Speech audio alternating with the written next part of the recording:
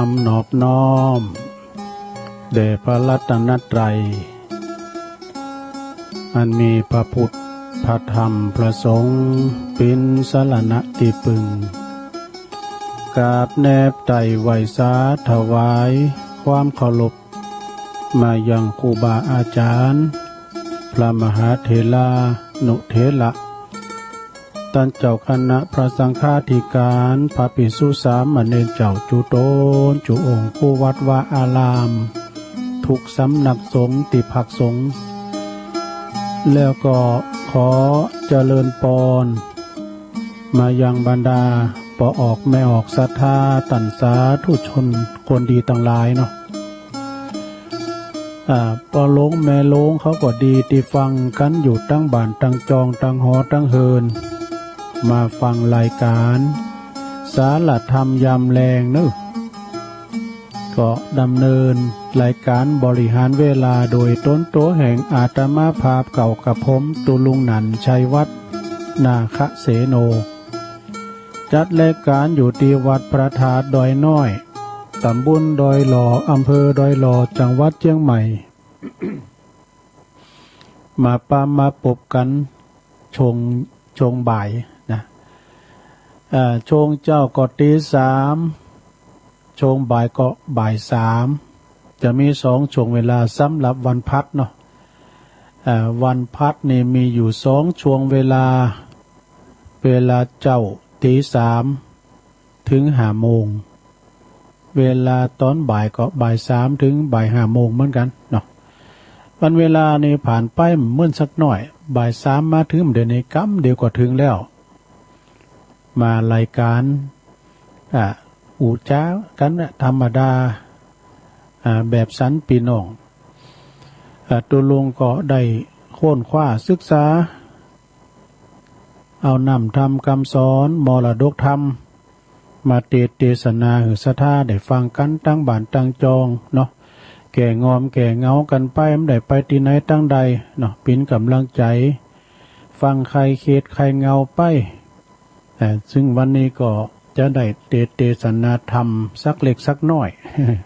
มรดกธรรมปืนบ้านล้านนาซึ่งก็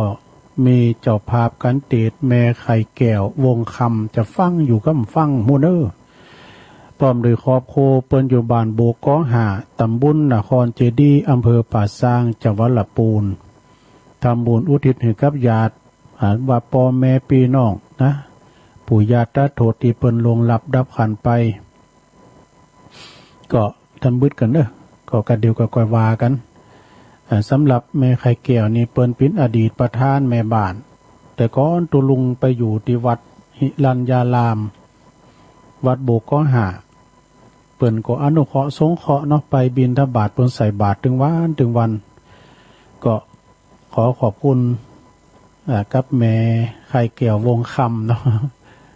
ที่เปิ้นเป็นเจ้าภาพต่อไปจะไปตั้งสถานีวิทยุในเครือข่ายที่เปิ้นรับสัญญาณเนาะรายการธรรมะช่วงเวลา 15.00 นจนถึง 17.00 นในเวลานี้ก็มีสถานีวิทยุธรรมะของชุมชนวัดห้วยตองซักตำบลขวงเปาอำเภอจอมทอง FM 98.75 เมกะเฮิรตซ์โดยเมตตาบารมีธรรมอาจารย์ท่านพระครูวาปีวรมานิชพระอาจารย์ชวลิตชัยวังโสลิงสัญญาณสายโซนไต่ได้ยินฟังชัดเจนเนาะสถานีที่2ก็สถานีคณะสงฆ์อำเภอฝางตั้งอยู่ที่วัดพระบาทอุดมนำบ่อสาวาสำนักวิปัสสนานะโดยเมตตาบารมีธรรมในประเดชพระคุณหลวงปู่พระครูสุจิตานุรักษ์หลวงปู่ใหญ่เฮาเนาะเจ้าคณะอำเภอฝางกราบขอบคุณในเมตตาธรรมอาจารย์ท่านพระอาจารย์เจริญโชติธรรมโมเจ้าวัดวัดสันโค้งอำเภอแม่อายด้วยและก็ตุปีอมรเทพอุปสันโตอุดเถินตุปีโจเฮาเนาะควบคุมดูแลในเทคนิคเป็นช่างเทคนิคใน FM 100.25 เมกะเฮิรตซ์เนอะเมืองฝางสถานีวิทยุเพื่อการศึกษาพระพุทธศาสนา การศึกษาและวัฒนธรรมของวัดฝายหินเท่านั้นตั้งอยู่ที่ตำบลสุเทพอำเภอเมืองเชียงใหม่ FM 104.50 เมกะเฮิรตซ์โดยเมตตาบารมีธรรมอาจารย์ท่านพระครูสมุวิสุวัฒน์วรกิจโจอาจารย์พระครูก็เมตตาบารมีธรรมเปิ่นก็ลิงก์สัญญาณไปเป็นที่เรียบร้อยแล้วก็มนต์เสียงธรรมสถานีมนต์เสียงธรรมจากอำเภอแม่แจ่มวัดบุพารามตำบลช่างเครื่องอำเภอแม่แจ่มโดยเมตตาบารมีธรรมอาจารย์หลวงพ่อท่านพระครูมงคลวิสิทธิ์หลวงพ่อใหญ่เจ้าคณะอำเภอแม่แจ่มเจ้าอาวาสวัดบุพารามตำบลช่างเครื่องอำเภอแม่แจ่มเนี่ยขอบคุณตังท่านพระครูปลัดอุทัยถึง2 ท่านโดยสถานีวิทยุชุมชนคนนาน้อยจังหวัดน่านเนื้อพี่น้องนานนะ โดยเมตตาบารมีธรรมอาจารย์พระครูสุจินนนทธรรมด็อกเตอร์ FM 91.50 เมกะเฮิรตซ์เนอพี่น้องเมืองนานเบื่อก็โทรมาพองเนอพี่นั้นปอนั้นประเสริฐหลายๆท่านที่เพิ่นฟังกันแล้วก็สถานีบ้านทุ่งเรดิโอนี่อันนี้ก็โดยของปอดมเนอปออุดมพุทธวงศ์ FM 89.50 เมกะเฮิรตซ์ก่อนที่จะจบชั่วโมงก็จะได้ขอบคุณตั้งสถานีปอดมก่อนนะตั้งอยู่ที่บ้านป่าซักตำบลบ้านกลางอำเภอสันป่าตองเนอ6 สถานีด้วยกันเนอสถาญาติโยมเมื่อแรงวันนี้นะก็ฟังกันไปพี่น้องตั้งแม่แจ่มก็ดีตั้งเมืองฝางก็ดีเนาะก็ฟังกันไปเนอสถาเนาะบรรยากาศทั้งบนวัดพระตาโดยน้อยแดดแสแลเฮ้ยโอ้ก่ออันฝนก็ตกติมอกติมใจเหมือนโกมันเสียง เปิ่นในตกกันในปุตโตน้ำไหลน้ำนองตั้งดอยสะเก็ดแม่พันเปิ่นถ่ายมาโอดบดต้นน้ำปอหลากปอไหลเปิ่นได้กินเฮ็ดถอบก่อนกะ ก็ยินดีตัวเนาะก็มันตกตั้งเฮาก็ตกตั้งเปิ่นก็นำความจุ่มจืนเย็นอกเย็นใจหือกับใบใหม่ใบตอกเนี่ยหือกับพืชพันธุ์ธัญญาหารต่างๆการฝุ่นตกมาก็อาหารก็มาตามอากาศตามเมืองฝ่า แต่กินเฮ็ดพองก้ามสังก้าอีกกันเนาะอาหารมาตามอากาศทางบุญเมืองฝ่านำความจุ่มเย็นมาหือกับพื้นโลกเฮาวันนี้ก็เฮามาปะกันตรงกับวันศุกร์ตี10แล้วเนอะวันพัดอสุมาเด้อผู้วันศุกร์เด็กคนเท่าวันนี้ก็เป็นวันพฤหัสตี10เนอะสถามิถุนาแล้วก็วันพุธแต่เป็นวันศุกร์แล้วก็วันที่11วันพุธเนี่ยจะเป็นวันจัตการครูบาเจ้าศรีวิจัยเป็นวันเกิดของครูบาชาตการของเปิ้นนะดู143 ปีแต่ว่าเปิ้นมรณภาพนี่นะวันพุธนี้ก็จะหำทางครูบาให้หน่อยนึงเนาะ ตามกูปีก็ได้ไปช่วยการช่วยงานบุญนะที่วัดบ้านปางแต่ว่าเดี๋ยวนี้เป็นก็จัดภายในเนาะจัดภายในกันก็วันนี้ก็น้อมนำเอาพระธรรมมาเทศนามาเนาะเอามาเทศนาวันนั้นเนี่ยหลายวันเนาะชงเดินแล้วนี่ก็มาเปิดพอในมือถือก็มาหันความสามารถของละอ่อนน้อยๆเก่าโขบสทายาโยมเปิ้นเตดนำเตดธรรมยองโดยละอ่อนคนนี้ก็มาโบสถ์มาสู่ร่มผ้ากาสาวพัสสมณเณรบุญถาวรใจมุกก็มาฟังเปิ้นเตดเปิ้นเตดธรรมยองแต่ไม่ใช่ยองอย่างตุลุงนะเป็นลูกหลานของพี่น้องวัดน้องเงิกตำบลแม่แรงในช่วงเปิ้นปิดเทอมโควิดเนี่ยเปิ้นได้สู่ร่มผ้ากาสาวพัสไปศึกษาหำเฮนนะไปเตดธรรมอนุรักษ์ภาษายองตุลุงก็ยังบันทึกไว้อยู่เนาะเปิ้นเตดโมนได้นะ อนุรักษ์วรรณกรรมภาคภาษาเตดธรรมยองเป็นยองแต่ก็เสียดายลูกเนนได้อยู่กับจูศาสนาเนาะ เปิ้นก็มาโบสถ์ชงปิดเทอมได้ก็สนาญาติโยมความสามารถของไผมันนะมันก็มีปิ้นอย่างธรรมดาแล้วมันไผแต่เหมือนไผก็ดื่มได้นะอันนั้นเปิ้นบุญเก่าเปิ้นสร้างมากันเนาะเอาพอละอ่อนบางคนนี่สนาญาติโยมมีความสามารถเหรอสวดมนต์เนี่ยนะสวดมนต์เก่งแล้วก็จำเตอก็สามารถวาดเขียนเห็นอ่านเนี่ยบุญเก่าเพิ่นจะส่งเสริมจ้ะเพิ่นก็มีความสามารถแต่คือว่าแล้วแต่บุญไผบุญมันเนาะแต่บางคนเนี่ยโอ้หู้หยังสักนิ่งสักคิงสักคิงสักนิ่งหู้หยังนะแต่ว่าบางคนเนี่ยก็เพิ่นสนใจแต่น้อยอันนี้บุญเก่าของเก่าเปิ้นเสริมมานะให้มันดีนี่แผมจะจางนะเนาะแล้วแต่ความสามารถอย่างละอ่อนเนี่ยมันอายุเก่าโคบนี่ลูกเนนสมณเณรบุญถาวรใจมุกเนี่ยเปิ้นอยู่บ้านน้องเงือกพุ่นน่ะ เอามาโอดให้หน่อยเนาะเอาคุณเฮาทั้งหลายสดาญาโยมทั้งหลายชั่วโมงที่2นี่ก็คอยเอานิทานมาเล่าเนาะพอชั่วโมงที่2นี่มันก็จะมีเวลาหน่อยนึงแต่ว่าเวลาชั่วโมงนึงเนี่ยนะมันก็ตุลุงทำหิทำไฮไปพองเตี้ยทำเต็มเหมือนนะ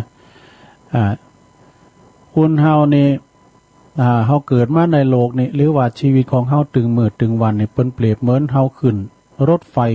แห่งชีวิตรถไฟเนี่ยสนาญาติโยมไปหันก่อเอาไปพอใน YouTube ก็ดีรถไฟทางอินเดียพุ่นนะสนาโอ้ยเปิ้นขึ้นนี่ตึงข้างตึงบุญตึงในปุ๊มแม่เฮาก็กูเปิ้นตกเนาะก็เวลาเปิ้นจอดปุ๊บติชานชลายน่ะไอ้คุณรู้ลุงก็ลุงคุณรู้ขึ้นก็ขึ้นการเต้นไผเต้นมันกันเต้นก็รถออกทำแล้วอ่ะรถไฟอันแล้วก็ยาวเนอะโอ้โธเปิ้นนั่งกันลูกันนั่งกันลูกันขึ้นลูกันลุงอันนี้ก็เมืองอินเดียพุ่นนะแต่รถไฟประจำเฮาถึงมื้อถึงวันนี่คือรถไฟแห่งชีวิตเหมือนกับเฮาเกิดมาในเหมือนกับเฮาขึ้นอยู่บนรถไฟเฮาบ่ฮู้ว่าจุดหมายปลายทางเฮาจะไปจอดที่ชานชาลาที่สถานีไหนๆพ่องเฮาบ่ฮู้ อย่างเปิ้นลมเดินทางขบวนเดียวกันเนี่ยบางทีเปิ้นก็ไปจอดสถานีหน้านี่ก็ลุงไปก็คือหมายความว่าเปิ้นจอดลุงสถานีก็เหมือนกับว่าเปิ้นเสียงบุญเปิ้นก็ลุ่มหายตายจากไปเนี่ยรถไฟแห่งชีวิตเฮาจะไปลงสถานีไหนเฮาก็ฮู้เตออย่าง เป็นอย่างนั้นเนาะเหมือนกับเปิ้นเปรียบเหมือนกับโลกใบนี้โลกที่เฮาอยู่นี่นะเป็นเหมือนสถานที่ท่องเที่ยวต่างคนต่างเฮามาท่องเที่ยวเหมือนกันหมดเปิ้นก็มาแอวเฮาก็มาแอวกันแอวกายแล้วอีบ่ก็ปิกบ้านไผบ้านมันภพภูมิไผมันนี่นะเนาะอันนี้ก็เป็นแบบเปรียบเทียบแบบง่ายๆเฮามาแอวบุญโลกนี่นะสดาญาติโยมรถไฟที่เฮานั่งเฮาจะไปลงสถานีใดเฮาก็มุจะนั่นจะไปประมาทเด้อเฮาก็มันทำบุญกินต้านไปวัดไปว่าเนาะที่เปิ้นไปมันได้ก็บ่เป็นหยังเดี๋ยวนี้เปิ้นก็มีข้อจำกัดเปิ้นก็มือกระโลมโตขนักเตยน่ะแต่มันก็ตั้งแต่ขี่คายไปพอเนาะศรัทธาญาติโยมทั้งหลายไปวัดไปว่าทำบุญสุนทานกันไปเอาละนอนศรัทธาญาติโยมนอนหลังจากที่ไปตังสถานีขอบคุณไปแล้วตุลุงจะเตทำกันเด้อเตทำเหือเจ้าภาพแม่ไข่แก้ววงคำพร้อมครอบโคลูกล้านตันเต่าบ้านโบกกอหาตำบลนครเจดีย์อำเภอป่าซางจังหวัดลำพูนทำบุญตันน้ำตันไปหาญาติกาวงศาอันพินป่อแม่ญาติกาวงศาสามิกาที่เปิ้นลงหลับดับขันไปเนาะหมอกปอป้ามานก่อมจะทำยาวทำกล่อมขอบคุณตังเจ้าภาพเก่าท่านอาจารย์สมเพชรปัญญาโนเปิ้นถวายธรรมมาหือเนาะก็ปินบุญปินกุศลแต้เฮาก็เอามาเผยแผ่ศรัทธาก็ได้ฟังกันไปนะฟังนำทำคำสอนปินมรดกธรรมกรรมเดียวก่อนที่เฮาจะจบเวลาชั่วโมงก็จะได้เปิดสายใต้รายการให้หน่อยหนึ่งนี่นะอีดูอีแม่เขาที่เปิ้นฟังคืนของปอดมกับเวลาปอดมปิดนี่ก็ทั้งโซ่เนอะได้ยินหน่อยนะว่าทำกันว่าไปฟังไปก่อนรับไปในหลวงเด้อ นะโมตัสสะภะคะวะโตอะระหะโตสัมมาสัมพุทธัสสะอิตังตุขังอริยสัจจังจาติมปิทุกขาจัลลาปิทุกขังมาปยาติปิทุกขังมัลลานัมปิทุกขันติสาธาโวฟังดุลาโสตุจนาสาปุลิสะตั้งหลายตั้งหญิงใจหนุ่มเทาอันเมสาตาเก้าเป็นประธานจงแปลงใจบานชื่นจอยตามบาทถอยกำทำอย่าจากกำน้อยใหญ่คนนั่งไกลจักจังอย่านั่งหลังแลนคนนั่งหลังแลนนาจักเล่านาเตียนควานตั้งยาควานเมียงหมาก จงลาพลากเป็นหนการกุศลมากกว้างมาก่อสร้างตั้งตานศรัทธาหารอย่างเชื่อใจฝ่ายเอื้อตั้งดีกุศลมีน้อยมากจากอุติศฝากไปหายังผู้ชุดที่ตายจากขันธาพระกายาบอปิกมาแถมลาวได้อาหารนาเต้าปอสองยังความขี่มองเศร้าโศกวิปโยคโศกาแก่วงศาพี่น้องอันอยู่ในแห่งห้องเมืองโคนนะมัจจุราชตนองค์อาจเตียงมาลาไลพาดอินจีตายเป็นผีบอกไว้บอกว่าคนใบยิงใจคนมีสัมปติหลายมั่งเต้าเป็นพระยาเจ้ากษัตริย์คนเครื่องกษัตริย์ตาคนเครื่องกาลำบากคนทุกข์ยากขอทานคนสงสารโลกลาเตียงตายความนามอละนาสัพเพสัตตาน้อยใหญ่จงรู้แจ้งไข้สัจจังว่าเกิดมายังชาตินี้บ่อาจหลีกลี่ตั้งแก่เว้นไว้เว้นหนีแว่เสียไก่เปียตีพยาธิหลีกเว้นนาขาดต่างตายต้านต่างลายม้วนหมู่จุงพลำลูกคืนวานได้เล็งหันทวนตีถึงความตายที่จักมาแก่เราลาไปนาคนโลกลาโลกาวันเกิดนั้นมานั้นสายเรารู้ได้เป็นหมายแต่ว่าวันตายมวยมอดไผ่บ่รู้ลอดวันใดพ้องก่อตายตั้งแต่ในต้องของแม่พ้องก่อตายยามเท่าพ้องก่อตายยามน้อยพ้องก่อนาพ้องอ่อนอ้อยเด็กขาพ้องก่อมอลันนาเมื่อหนุ่มสีนาจุ่มวันไวพ้องก่อมาตายไปยามเทาวาพ้องก่อตายย้อนกรรมเก่าปามาพ้องก่อมอลันนาย้อนภายญาติย้อนกรรมมาปาดตัวตันกรรมไผ่มันสร้างไว้ตั้งแต่ไทยปางลางจักมาป้าปังตอบสายเหือใดไล่แหลดีความตายนี้มีหลายหลากตามกรรมวิบากไผ่มันจักมาตันจองหอยจุใหญ่น้อยยิ่งใจด้านต่างอะไรหนุ่มเท่าฟังธรรมพระเจ้าไข่จากความโศกาไม่มาจักก่อยขาดหายไปนั่นแหละนา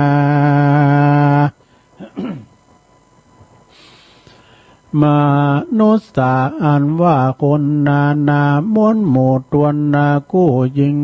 กู้ใจยิงต่างก็มาเปิ้งปิงอาสาไหลเซิงกันไปมาจะใจ เราอยู่บ่อใดเอกาตั้งแต่มาเมื่อก่อนเกิดมาสู่บ่อนเมืองคนก็มีพ่อแม่ตนที่ไว้เลี้ยงลูกไทยสายตาโจรใหญ่มาแก่กาบ่อเฮือต่ำจ้าตกผ่านแปลงใจบ้านเลี้ยงลูกผิดเลถูกซ้อนปานส่วนจอมขวัญลูกเต้าก็ตอบแทนเล่าบุญคุณช่วยเกื้อหนุนพ่อแม่อันเลี้ยงแต่น้อยมา ส่วนว่าครูบาและอาจารย์ได้ไขขานกล่าวจี้ฮือรู้ที่กองดีสัปปาสิป่ามีมากน้อยได้กล่าวถอยสอนปันต่างสายปงปันพี่น้องมิตรแก้วป้องสาหายตั้งผัวเมียหลายอยู่กู้อันขึ้นอยู่อันขึ้นสู่ลงหากันว่าผู้ใดดับขันกลาพรากชีวิตจากกายาก็ปากันดาเลิกซากตามเก้าลากปะเพณีกุศลเมหลายแหล่อุติสแผ่ไปหาเป็นกัตตัญญูตามากกว่างบ่อาจต่างกันนามูลสัทธามวลหมู่จุงพลัมรู้สังขารว่ารู้จัดการก่อเกิดบ่ประเสริฐนักหนาสังขารละบ่มันเตี้ยงรู้ความเงียงไปมาเป็นทุกขาบ่เหือดรู้มีเกิดแก่เจ็บตายสังขารตั้งหลายรู้ปัดภาคบ่พ้นจากสงสารทุกข์ทรมานเหลือแหล่อันเมื่อเปียติแผ่มาหาเตียงมอลานาจูปูบ่เว้นกู้ยิ่งใจภายจักตายไปก่อนละจากบ่อนโลกาภายจักมอลานาเมื่อซอยตามกามจองหอยไผ่มันกำมาตันแล้วใส่เตียงจักใดเมื่อมอนละแม้นว่าพระผู้ตนเป็นเจ้าก็ยังเข้าสู่เนปาลพ้นสงสารโลกไตอันทุกข์ไม่หนักหนาอันนี้จังนั้นนะบ่มันบ่เตี้ยงมันอนัตตานั้นมันก็มาเป่าว่างงานเราควรห่างเนไกว่าจะว่าใส่ใจกะทำบุญหือตานุนอย่าขาดมีศีลสะอาดรักษาศีลนี้นาเป็นเก้านักปราชญ์เจ้าสอนจะสอนว่าเป็นอาภรณ์เลิศแล้วปากาศแก้วต่างผ่านใดเจยบานค่ำเจ้าบ่อโศกเศร้าเครื่องกีกันลานเนกาภาคชีวิตจากเมืองโคนละเตียงอ่าวโตนไปสู่ในที่อยู่จันฟ้าย้อนว่าบุญสินหานำไปนั่นแหละนาตาสมาเหตุนั้นสายคนละโลกไตยิ่งใจยิ่งจุงการหนึ่งเว้นขาดปานาติบาตัวหานอย่าได้ผ่านคำขาสัตว์โลกลาโลกาอาตินนาคอยใหญ่ยามมักไฟละของยากามเมปองเล่นจูยากาอุมุสาตังสุละไอน้ำเราอย่าเอาเข้าหาตัวจักป่ามัวเมื่อซอยบาปจองห้อยไปลูนนะจงกาทำบุญติดต่อรักษาศีลก่อหัดใจเป็นอุปาณิสัยภายนาใดสุขแหล่งลาเมืองโคนนะ สุขเมืองบนจันฟ้าสุขไปนาเนลาปานบ่อยยาจันแลนามูลสัทธามวลหมู่อันนั่งอยู่ฟังธรรมนะ กาตามกำพองเพียวดังได้แล้วของดีอานิสงส์มีเตี้ยงแต่ย่อมได้แน่จุคนคนนะบุญกุศลมากกว้างอันใดสร้างดีงามขอจุงตามไปหาผู้มรณากลาภาคหลอนได้ลำบากตกพานขอพันลาบุญตานยื่งนี้ไปลอดตีเป็นหมายได้ผ่านไปยกย้ายออกจากค่ายตีพานได้เจยบานค่ำเจ้าบ่มีโศกเศร้าเครื่องกาแม่นเขานั้นนาอยู่ไกลสุดวิสัยไปบ่ลอดขอต้นนาขอตนเต้ายอดมาเหสักขา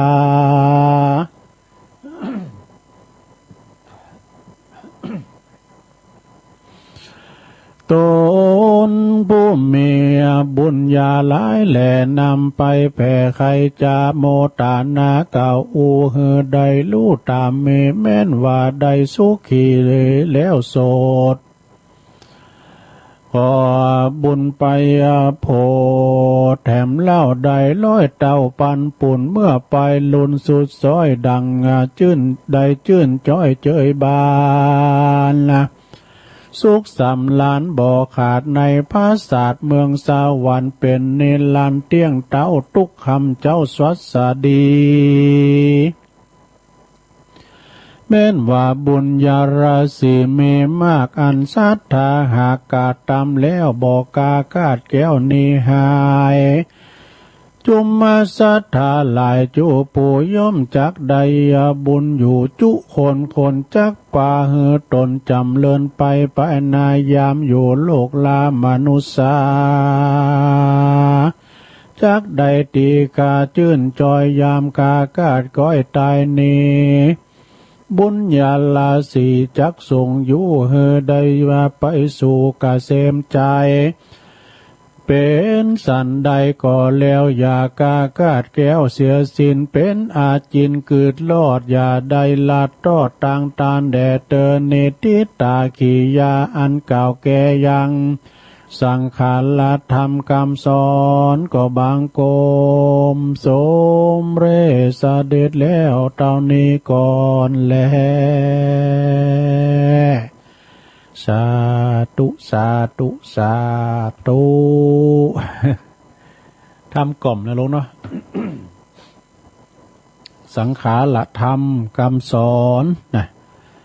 ก็เอามาเทศนาให้ศรัทธาญาติโยมทั้งหลายได้ฟังกันไปเนาะภาคตอนบ่ายเวลามันจะจบกึ่งก็จะได้ยอบย่างพักครึ่งในกำหนึ่งแต่ยังกำลังได้กึ่งเดียวนะ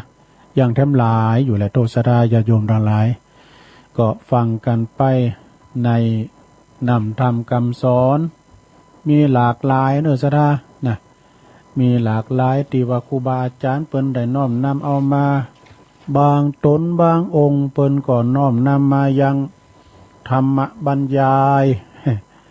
แต่ตัวลุงก็นี่มันพอเก่งสักเท่าใดเรื่องธรรมบรรยายนะ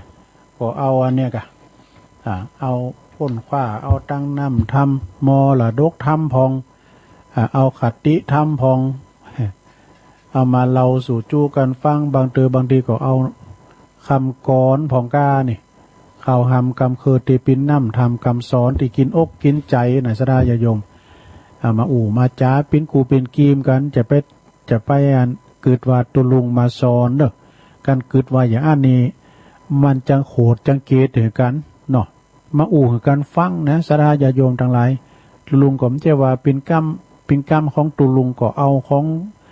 ในธรรมนะเอามาสู่จู้กันฟังนะเนาะการคืนว่าโอ้กินก็กินกับเปิ้นตุยก็ตุยกับเปิ้นอย่ามาโอดลักอยู่ในตู้ตัวเนี่ยการคืนมันจังโขดจังเกตเนี่ยกันนะเนาะเอาอันนี้ดำกำหนึ่งก่อนนะเคืองเฮามีเคืองแบบมีสัญลักษณ์นะอย่างว่าในเมืองมนุษย์มันมีหลายอย่างถ้าว่ามีเคืองแบบนี้ก็สำคัญนะเคืองแบบคืออย่างหนึ่งเคืองแบบสองเคืองหมายสามเครื่องมือ สามเครื่องนี่มันก็ควรต่างกันเนอะมี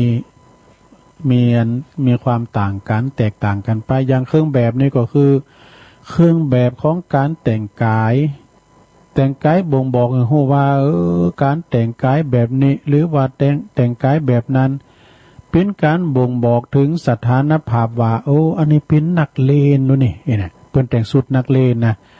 อันนี้เป็นนักศึกษาดูนี่อันนี้เพิ่นแต่งชุดอย่างนี้เป็นครูเป็นอาจารย์เนี่ยนะเนาะเพิ่นแต่งชุดอย่างนี้เหลืองอ่ำสามอันนี้เป็นตุเจ้าดูนี่อันนี้เป็นเนนใส่ชุดขาวมาเนี่ยอันนี้เป็นปู่จานมันมีเป็นสุดนะเนาะอันนี้เป็นสุดเจ้าหน้าที่ตำรวจอันนี้เป็นทหารเนี่ยเปิ้นมีสุดเครื่องแบบของเปิ้นเนี่ยเครื่องแบบนะสดาญาติโยมเนาะหรือว่าเป็นแพทย์เป็นนางพยาบาลเป็นหมอเป็นนายแพทย์เปิดความเป็นระเบียบในสังคมเปิ้นมีสุดของเปิ้นนะมีสุดของเปิ้นอย่างสุดทั้งเฮาทั้งหลายเนี่ยตัวบกดินศีลตอนไหนใส่สุดดำผ้าปื้นเมืองเขาเนี่ยกะเนาะไอ้กุนมนนู่นเขาใส่ไปนะใส่สุดเยการไปสมัยเมื่อก่อนอย่ามาตุกแต่ทุกวาเนาะเตียวก่อมเนี่ยนะไปเลี้ยงควายแต่เมื่อก่อนนี่มันสมัยขี่หมูก็ยังการเอาเจ็ดขี่หมูก็มาเจ็ดกุนติดตาบขานานเตียวนะชุดแขนกับดาบเมื่อก่อนนะแต่อ่อนก่อนแล้วมีโรคภัยไข้เจ็บอย่างเด้อพอละอ่อนแล้วบทสำเตือนนะมาน้อยเห็นนี้ขี่หมูกาหูดัง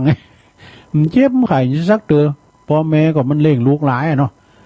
เขาก็เป็นอย่างสักเตือเขากินก็กินอันปุโตอันแปลว่าตุนทุนของแต่ละคุณมันเหมือนกันเนาะบางคุณในปุโตเลี้ยงลูกเลี้ยงเต่าในปุโตเลี้ยงเลือเจ้ากันเนอะตามอกตามใจเลี้ยงกันใครอยากใครกินยังโซฮามาหือใดเอามาเจาะมาตอมกันแต่บางคุณในเปิ้นอดอยากนะมันปิ้นเจ็บไข้ได้พยาธิอย่างซากเตือมันไปตามสภาพเนาะลูกทุงไปตามทั้งบ้านทั้งป่าทั้งดอยเฮานะเอามาคือว่ากันเวลาว่าเปิ้นเจ็บเปิ้นปิ้นมันจะไปหงยาเต้นไหนนะหนทางก็ธุระกันด้านนี่นะสดับแต่เปิ้นปิ้นอย่างเจ้าเตือเจ็บไข้ได้พยาธิเปิ้นก็เอายาหมู่ที่สมุนไพรนั่นนี่นะยาเกลิมไม่ลงก็กินมันจะสีดำไปนี่เวลาเราเจ็บท้องกล้ามอย่างก้าน่ะพี่ตายแม่ถึงฝุ่นดอกฝุ่นน้ำดำติ๊กเราเอานิ้มไข่อยากซะหน่อยแหละกินก็หายนะซะท่ามันอีกยาแก่ลิ่มกล้ามอย่างก้าเนี่ยเป็นยาสมุนไพรนะมีสรรพคุณต่างยาเนาะเนี่ยเครื่องแบบนั่นลงเนอะนะละอ่อนห่อในปโตก็ได้ก็เจ็บหันได้ก็เจ็บหนีมันมาซีมขามให้ละอ่อนด้อยละอ่อนจังนะบทตัวหกแลนเนื้อก็เจ็ดวยขึ้นด้อยปิ้นมอนอะไรเนี่ยเขาเกยหรอกข้อที่สองเครื่องหมายนะลงเด้อเครื่องหมายก็คืออย่างเครื่องหมายนี่เป็นเครื่องบอกคือว่าอันนี้มีหยดเนี่ยเครื่องหมายหยดนะหยดของตุเจ้าในพอที่ไหนเปิ้นพออติพัดพองนั้นลงเนาะอย่างตัวลุงนี่มียศถาบรรดาศักดิ์อย่างนะตุเจ้าธรรมดาก็ว่าน่ากะไปไม่กลับหลับไม่ตื่นนะกับพัดยศตัวลุงโตนี่งานมงคลนี่เอาพัดอย่างนี้มาแต่ลืมไปนี่เว้ยอันนี้ที่ระลึกในงานมงคลเนี่ยเนาะเครื่องหมายก็คือการบ่งบอกว่าเปิ้นมียศตำแหน่งหน้าที่ระดับใดนะแล้วก็จะติดอยู่บุญเครื่องแบบอีกที่หนึ่งนะเนาะอย่างว่าเป็นตำรวจทหารเปิ้นพอลูกเปิ้นพอฮู้จักกันในดาบตำรวจแล้วนะมันมีดาบลูกมีดาบเตียนกูไอ้ดาบพี่ดาบไว้นะแล้วก็เปิ้นจะมีตำแหน่งของเปิ้นเนาะแล้วก็สุดท้ายลูก3นี่เครื่องมือน่ะเครื่องไม้เครื่องมือหากินเฮาเนี่ยเนาะเปิ้นบอกเครื่องมือนี่บอกให้ฮู้ว่าอันนี้เป็นอุปกรณ์การเล่งสีเปิ้นเนาะเครื่องไม้เครื่องมือของเปิ้นนะเป็นอย่างว่าเป็นสลายเนาะเป็นสังอันนี้เลยนะฝรั่งนะอันนี้ค้อนเอาไว้ตีเล็กโกนอันนี้กบใส่ไม้นี่เตานะเตาไฟฟ้าอันนี้เครื่องมือของช่างไม้ไถดราดปิ้นเครื่องมือของเจ้านาเนี่ยไถก้าแอกง่อนไถอย่างนี้นะก็ปิ้นเครื่องมือของเจ้านา เจ้านาที่เปิ้นได้ไถหน้ากาเฟอหน้ากาสมัยเลี้ยงควายสมัยควายก่อนนะเนาะไถโดยควายก่อนนึงมีควายเล็กตลอดครูบาอาจารย์ก็ต้องมีลักเหมือนกันคือลักวิชาความรู้ปิ้นเครื่องมือปิ้นเครื่องมือกำหนดเปิ้นก็มีรู้ระเบียบกฎหมายแล้วก็ลักษณะความผิดมีคดีแพ่งกับคดีอาญาอย่างอีเป็นต้นเนาะ อันนี้ก็คือเครื่อง3เครื่องแบบนะเครื่องหมายแล้วก็เครื่องมือ เอามาสู่จูกันฟังเนอะซะท่าเนอะติ๊กไว้ทั้งตีไม่ไหนเดียวกันเด้อติ๊กไว้มาอุจากันนะซะท่าญาติโยมเนาะติ๊กไว้เจ้าก็ติ๊กไว้แล้วนี่มีทางใดพูดหน่อย จังมันเอานี่มาว่าดำกำหนึ่งเกินศรัทธาญาติโยมทั้งหลายอันนี้ก็คือว่าถ้าไผเป็นคุณเมืองแต่นะจะต้องหูนะเนาะ อันนี้ก่อนเพิ่นบอกไว้นะมีเศร้าอย่างกันนะเนาะอันนี้ก่อนใช้หน่อยเพิ่นสูงมากเนี่ยนะถ้าเป็นคุณเมืองแต่ก็ต้องหูจักกำหมู่นี่เนอะถ้าไฟหูจักก็กำหนึ่งละ1คะแนน กำละ1คะแนนกำว่าอ่องอ้อเนี่ยหูจักอ่องอ้อน่ะคำไทยแปลว่าคือกำไทยแปลว่าสมองเนาะสมองโค อ่องอ้ออ่องอ้อก็ลำเนาะ2กลางจ่องนี่ถ้าว่าเป็นกำเมืองนะอันนี้กำเมืองจะกำยอนะกลางจ่องก็ถ้าเป็นกำไทยก็กลางล่มเนาะบ่อสร้างกลางจ้องเนี่ยกะ 3ตอมแทบพระพุทธเจ้าบอกโอ้พอตายำตอมแทบอ่ะ ฟูฟีจะรับลูกเดียวเนาะ4กับไฟเนี่ยกับไฟถ้าเมืองลำปางบอกว่าแปมไม่ก็เนี่ยแปมไม่ก็ขอยืมแปมกัมเนี่ยกับไฟนะกับไฟแซ่นี่ก็คือกับไฟที่เป็นกับนะแล้วก็ไม่แซ่ก่อนในตุลุงในหุ่นจักแต่ไม่แซ่สมัยไปหลอกงู ไม่แซ่เอาหลอกไม่ไปอะไรหรอมันจะฟาดมันไอ้ดูมันแล้วก็ปูสลีนี่ปูสลีนี่หรอถามว่าเป็นกำยองเนี่ยเป็นปูผาสือเนอะ อันนี้สลีนี่เป็นกำเมืองนะปูสลีตีนอนเนี่ยกำกึดดีขายสลีนอนศาสตร์เนี่ยกำกึดสลัดขายศาสตร์นอนสลีแล้วก็7ปักกระตืนก็คือปอบนะเนาะปับนะปอบปักกระตืนน่ะนะ วันใจยาทึดก็สารข้าวแรงแล้วค่ะโหโยมโจมไปว่าตุไปกินข้าวแรงอย่าอ่าน เพลงตลกของบิทูลใจผมนะปักกระตืนนะ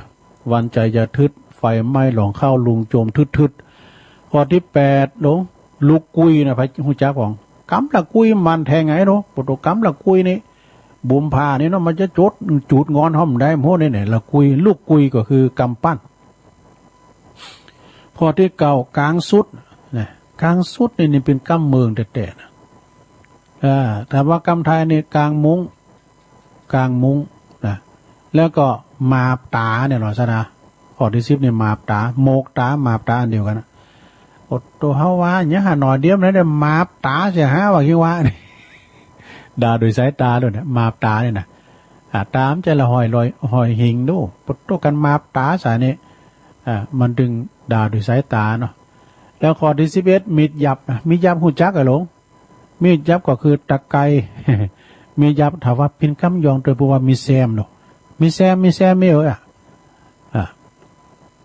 ข้อที่12พาเลิศเนาะโลกไหนพาเลิศพาเลิศกำไทยบ่ฮือจ้าแม่น้อยพาเลิศแล้วก็ข้อที่13แมงแสนตีนนี่ไปใจมันไปซื้อเหล้าได้เนี่ยเขาถ่านี่ไปจัดมึนว่ะก็ขี้มาจ้าน้ำเลยก็โน้ใส่เกือบมันมี3แสนเนาะแมงแสนตีนเนี่ยข้อที่14จักกาแล้วจักกาหัวเขียวจักกานี่ก็คือกิ้งก่าได้ทองก่อนหนังสือไปมั้ยเนาะกิ้งก่าได้ทองเนี่ยนะอันนี้เป็นกำเมืองแต่ข้อที่15ผ้าต้อยเนาะผ้าต้อยนี่ปิ้นอันผ้าเข้ามาน่ะนะถ้าว่ากำยองว่าผ้าโห 16เกตนะเกียรติเกตก็คือเกตอ่ะเนาะ มันจะเครียดนะเกียรติเกตปุตโตวางเฮาเนี่ยปุตโตเกตนี่บ่รวยนะจึงพอนาพอตาเอาเกตมานะอ่ะออที่17พักละนี่กาพักละนี่นะแต่เป็นไทยก็ชะโอมพักละเนี่ยไปฮู้จักของพักละ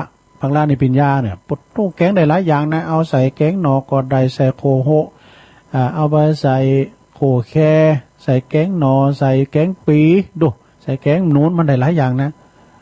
ปลาป้อนี่ปุตโตใส่เอายอดมันขู่ใส่ไข่กับน้ำพริกกะปิ ยอดมากับตำมงเมาะปุตโตน้ำลายปุ แล้วก็พักละแล้วก็มาปากลงหูจักปากก็คือทัพพีนะปากกับปีกำน้องเอาจกกันเลยไปปิ้งกบกินเดิน แล้วก็อัน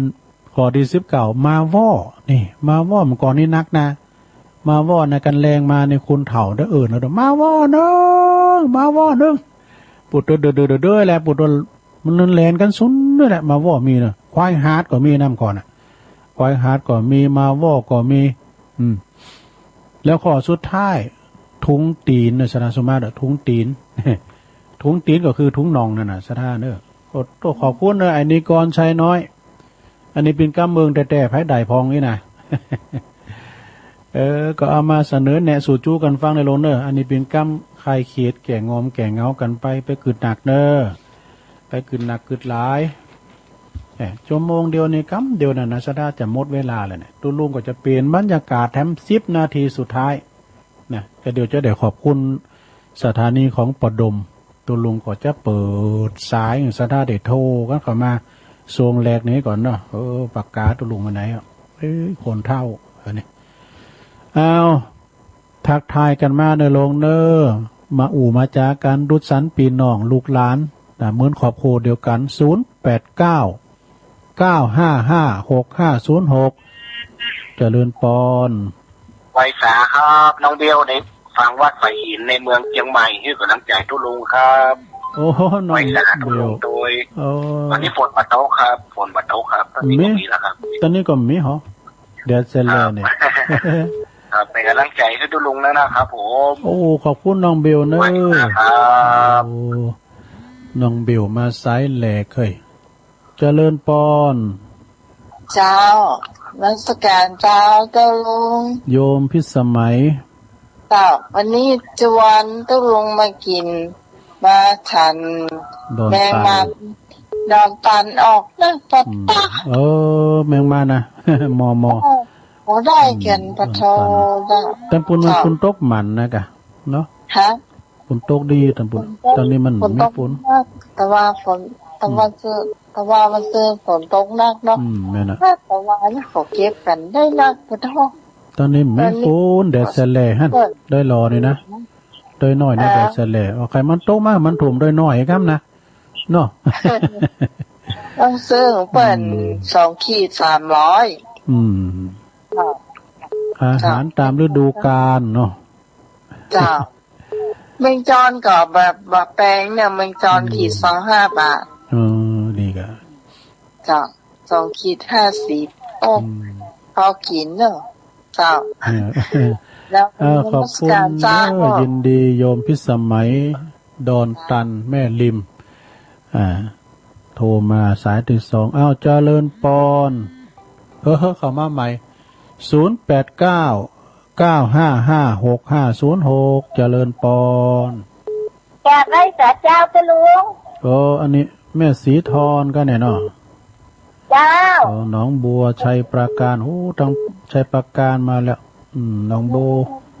เจ๊ทำหมดเลยเนี่ยทำสั้นแบบเนี่ยทำกล่อมทำกล่อมทำแบบยาวจ้ะทำกล่อมทำของปีสมนึกเทศกาลฝนตกขนาดนั่นน่ะปุตโตมันไปขอนตำปุนตกวันข้ามมันเนี่ยเดี๋ยวนี้ตกแล้วอย่างแล้วมันจะแผ่นดินเดียวกันนะมีแดดแสลแล้วตอนเนี้ยมีฟ้ามีฝนอย่างเยอะจุ่มยินดีเนาะขอบคุณเด้อสาธุแม่สีทอนหนองบัวชัยประการขอบคุณเมืองฝางหนึ่งมาเถอะเด้อเจริญปอน ภาษาเจ้าตุลุงอ๋ออันนี้แม่พิมพ์นะแม่พิมพ์เนอะแม่พิมพ์ปลาแดดแม่พิมพ์ปลาแดดมาแล้วเจ้าคุณโต๊ะอ่ะคนบนโต๊ะเนาะว่าอ๋อปลาแดดในเมืองอะเนาะเจ้านี่บนโต๊ะเหมือนกันนะเจ้าอ๋ออันนี้กับโต๊ะนะเจนนี่เนอะขอบคุณเลยแม่พิมพ์เนอะเจ้าไว้สาเจ้าแม่พิมพ์แม่นวลเป็นพี่กับน้องเจริญปอนไปตาเจ้าตุลุงแม่ไข่แก้วอะเจ้าแม่ไข่แก้วเจ้าของจะพักคำแม่ไข่แก้ววงคำโอ้เด็กต่างฟังก็มีกันดีเงินอกเงินใจสารคำซ้อนแต่กะโอ้รอฟังขึ้นได้ก็ลูกบอกว่าตอน3 โมงกับ3 โมงเจ้านี่เลยอย่างรอฟังขึ้นได้เป็นอย่างชัดเจนเดี๋ยวฟังสถานีไหนน่ะอันเจ้า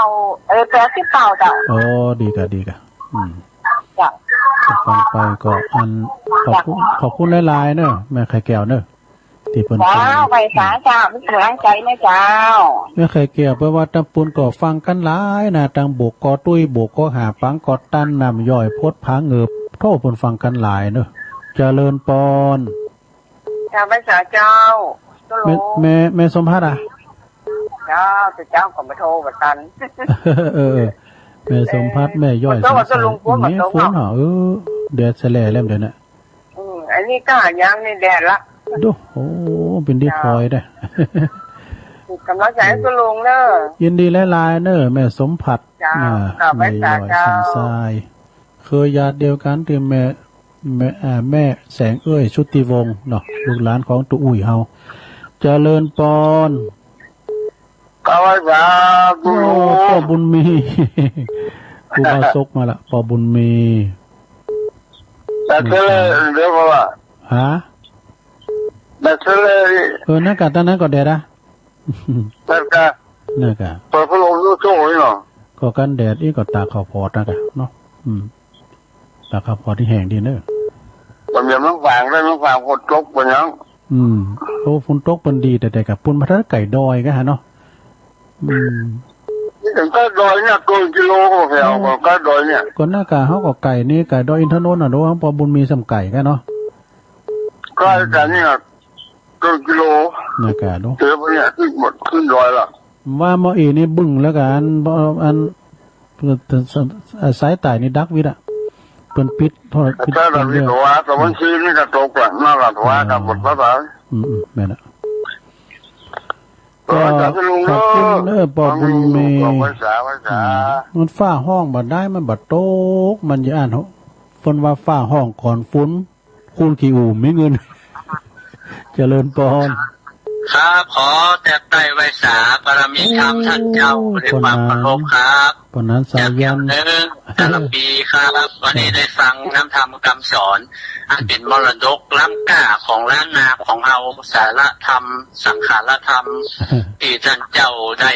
อธิบายเทศนาโวหารก็เป็นที่ละเมาเอาใจดีครับเป็นคติเตือนใจโดยมันเป็นบรรลอดแบบโอนไปที่ไหนเนาะท่านเจ้าเนาะไม่ละมันแบบเปิ่นก็เฮานะมันมีเกิดก็มีดับอย่างท่านเจ้าว่านะวันใดวันหนึ่งนะถ้าเฮาบ่ได้เจริญเป็นมรณะสติคำสอนเฮาก็อยู่ในความประมาทถ้ามันมาถึงเฮาก็สะดุ้งอกตกใจตั้งตัวมาได้นะท่านเจ้าเนาะแมนเตกะครับมันเหมือนกับเปิ่นว่านะเปิ่นทำมันเป็นธรรมที่ล้ำก้านะท่านเจ้าเนี่ยธรรมที่นักปราชญ์บัณฑิตเปิ้นได้แต่งได้เขียนไว้เนี่ยมันได้ทั้งสาระวัจนะแล้วก็คำบัดเช่นนับได้นับเขียนไปเลยเพราะว่ามันมีความคล้องจองสัมพัทธ์กันตัวเวลาเต็งถ้ามันแบบปรับคับกันมันก็ฟังบ่ม่วนนะท่านเจ้าเนาะแม่นะแล้วในคนที่เปิ้นแต่งนั้นถือว่าเปิ้นเป็นนักปราชญ์แท้ๆนะครับแต่งธรรมเป็นเรื่องได้มีสัมพัทธ์วจนะอย่างภาษาอย่างเป็นภาษาพื้นเมืองก็ดีอะครับโอ้ภูมิปัญญาแต่กันเนาะครับภูมิปัญญาขอแต่ใจไว้สาบารมีธรรมท่านเจ้านะครับกับไว้สาครับสาธุขอบคุณเนอปนนั้นสายยันเนอสลับปียางเนิงนั่นนี่นะ เปิ้นก็จังมาโทรมาคือกำลังใจมาสรุปขอทำโดยขอบคุณปนานเนอะทำสายเนี่ยชงแหลกเจริญปอนไปเจ้าตุลูจังได้จ้าแม่หยังแม่โบพัดเจ้าจังหวัดโอ่งแท้แม่โบพัดกลางโฮงเนาะบ้านกลางโฮงจังไต่บางปูโอนได้บ้านกลางเจ้านี่ก็ฟังแล้วกดตั้นมันตีมันสายหนักกันเนาะกลางโฮงงั้นฝนถ้าฝนแบบตกเองมีฝนหรอแม่ก่อนมันก่อนตกไม่แค่มาตกหน่อยตกวันคำปลายทั้งคืนโหจำใจแผ่นดินเดียวกันเนี่ยได้คิวเลยจ้ะแต่มันตกวันนี้ก็ตกวันผูกอดเนาะน่าจะก็จะตกไฟเนาะน่าจะเจอบ้านเดียวกันเนี่ยไปตกทั้งไก่ทั้งเนื้อเป็นตกเนี่ยมันก็ยังคิวเดียวกันเนี่ยนะคิววัคซีนนั่นน่ะมันถึงคิวฮอเติมได้4 เตอเนาะแต่มันมือตั้งได้มันก็ไปตกหาเนี่ยมันมือในตกหานะอันฝนเนี่ยเนี่ยน่ะมันมือในก็ตกหาบ้านเดียวกันจะแท้เนี่ยที่ตกทุกการตกเป็นตกทั้งไก่ทั้งบ้านโยมแม่นี่มันตกเนี่ยเป็นไรก็นะครับขอบคุณแม่โบพัดหนักๆเด้อโทรมาติดแล้วดีใจแล้วเนาะจ้าเป็นกำลังใจเด้อขอบคุณเนาะตุลุงยอบยังขอบคุณแม่จงดีเด้อแม่จงดีทักทายมาตังลายแม่จงดีเชื้อกันทาไปตังแม่สีเพ็ญทนันชัยพี่น้องจากบ้านแม่อายตำบลแม่อายปุ่นนะเพิ่นก็ฟังอยู่นะพี่น้องตังแม่อายแม่สีเพ็ญทนันชัยเพิ่นเคยเอาโคมไฟมาต้านนี่นะตุลุงยอบยังให้กันเนาะก็เดี๋ยวขอบคุณตังปดมก่อนขอบคุณตังสถานีปดมเนอะบ้านทุ่งเรดิโอนะเปิ้นก็จะมีรายการอื่นจอเข้ามาแถมเนาะตุลุงก็ตามเมืองฟังอยู่ที่เก่าเม็ดยำอยู่ที่เก่าเมืองลี่อยู่ที่เก่าเมืองนานอยู่ที่เก่าเนอะเดี๋ยวมาปักกันชั่วโมงที่2กันต่อไปเจริญพรกันเนอะสาธุ